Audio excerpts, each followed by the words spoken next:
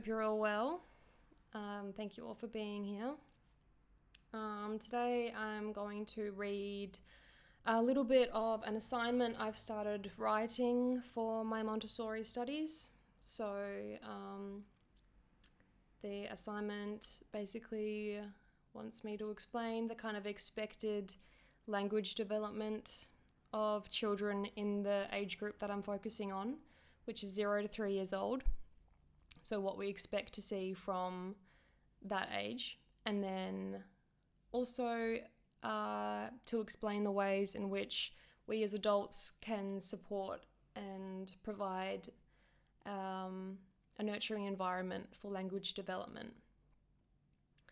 So I haven't written a lot, I've just written a couple paragraphs, and I thought I would read it and then maybe stop to talk a little bit about what I want to write next, or just explain a bit.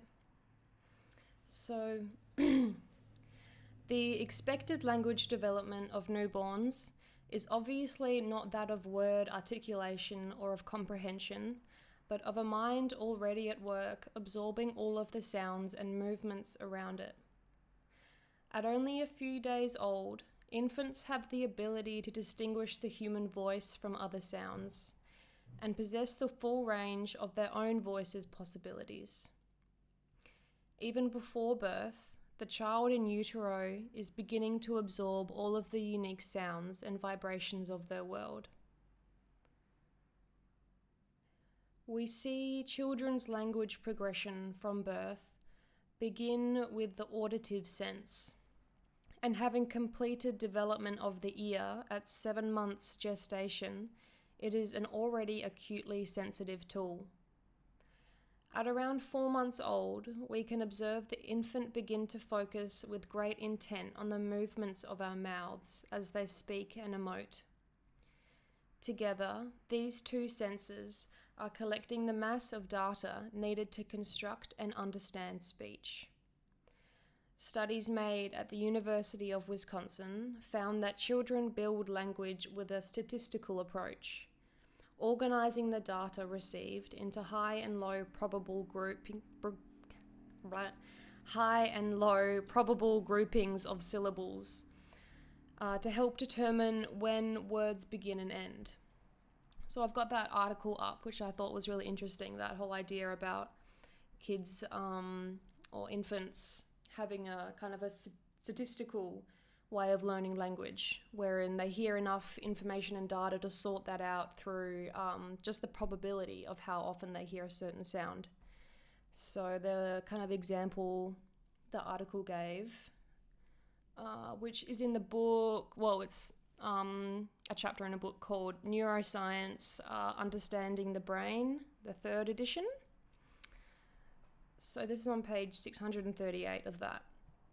It gives the example of when a low probability combination occurs, it suggests the possible location of a word boundary, so where the word ends. For example, in the phrase pretty baby, the probability that T follows pre in a single word is higher than bay following T in a single word.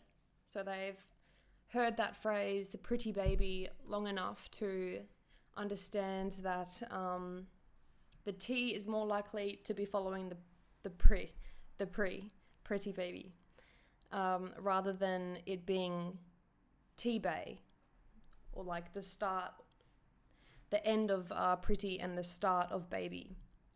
So that being how they kind of work out where words begin and end.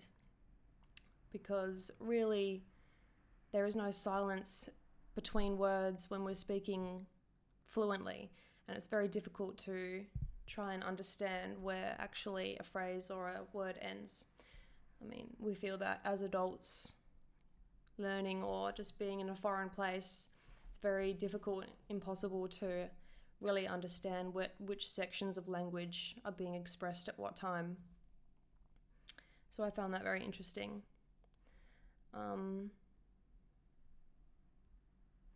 Just thinking more about, so the expected language would be first that auditory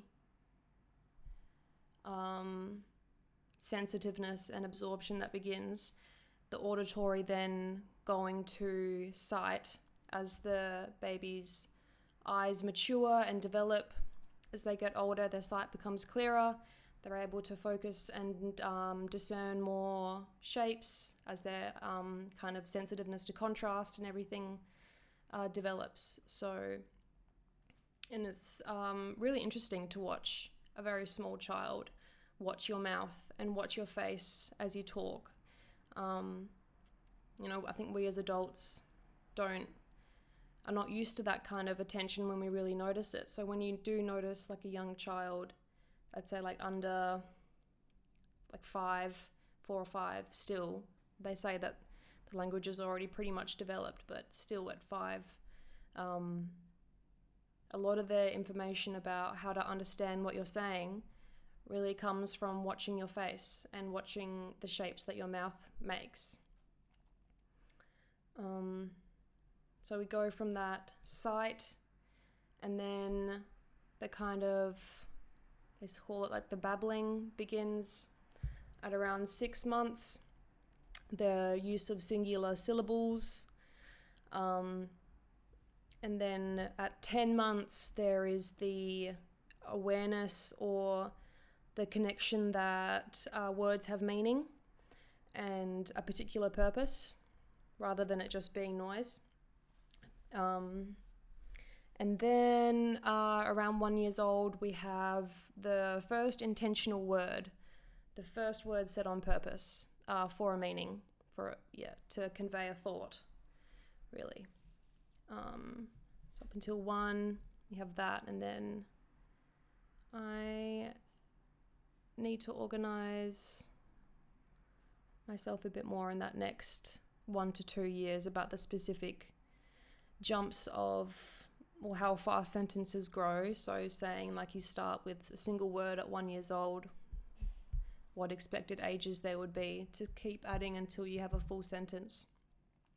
Because I know full sentences are around 2.5 or 3. I do know at 2 years old, they call that the explosive epoch for language. So before then, there's only about a few hundred words known or in the vocabulary. And then at around 2, it's noticed that in all children, no matter what culture, what area of the world they're in, what language they're learning, at around 2 or like 2.5, there is a very intense and sudden absorption of even more words. Like the vocab grows to like 1,500 or something like that. It is, in that universal kind of stage of the language acquisition.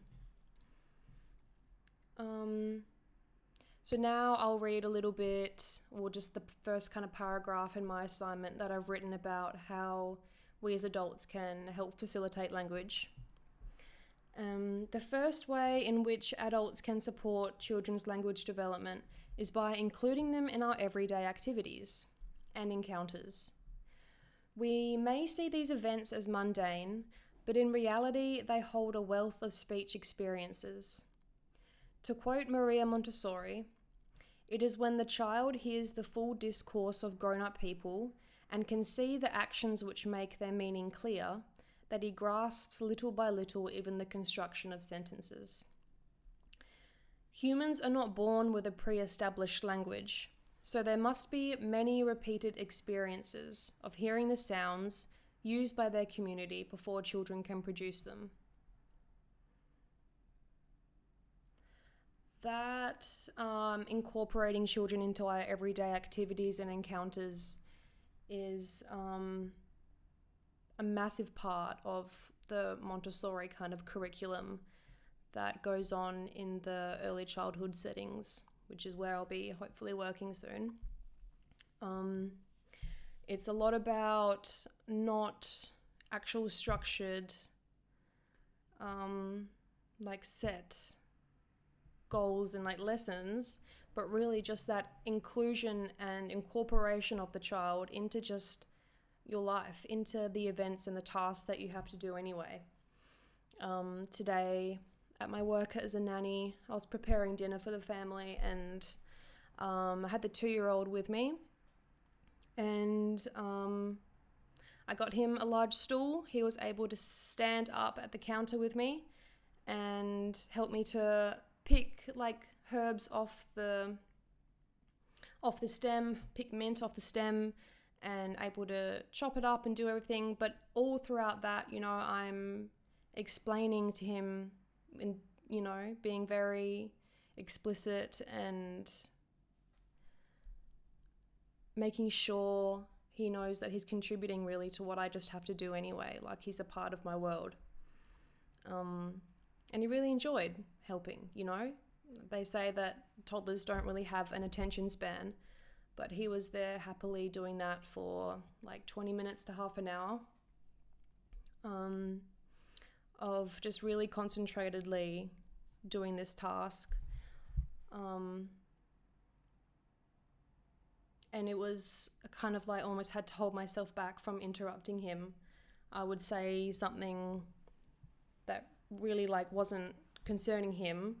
So more just like, I don't know, I'm going to go over here now and get this thing, or I'm just getting some salt.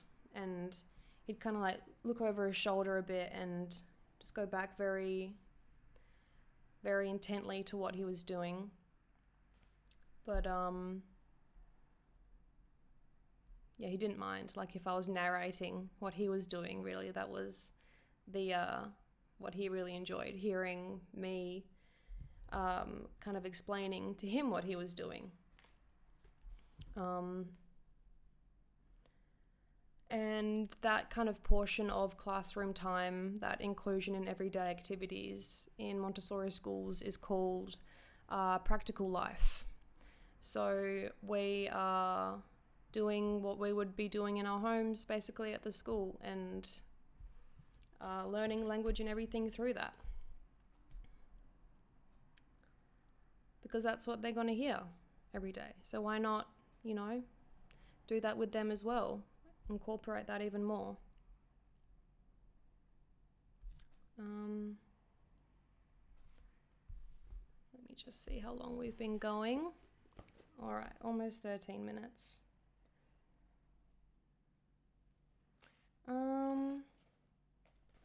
Just a little bit, I'll just do one kind of more part. The other part of how we can help or just facilitate a better environment for language development would be talking to children and understanding that what they can understand is far more than what they can express. Not limiting the words that we use, the vocabulary, not dumbing down our sentences, being aware that there is what the receiving mind can understand at that point is far greater than what they can ever tell you. So it doesn't matter really, like, you don't have to try and mimic them from what the child is saying. It's more about respecting their mind and understanding that they're worthy or very capable. Capable is probably the better word. They are extremely capable of understanding. And we should, respect that. And I find that kids like me a lot better when I don't talk to them like they're babies. It's, you'll get a lot more respect back from them when they see that you understand, that they understand. So yeah, I think we'll leave it at that, and I'll keep working on my assignment. Maybe I'll read the whole thing when I'm finished. But yeah, thank you for letting me edit and think as I go. It's very helpful. I hope you all have a good rest of your day or night. Lots of love to you all. Thank you again. Good night.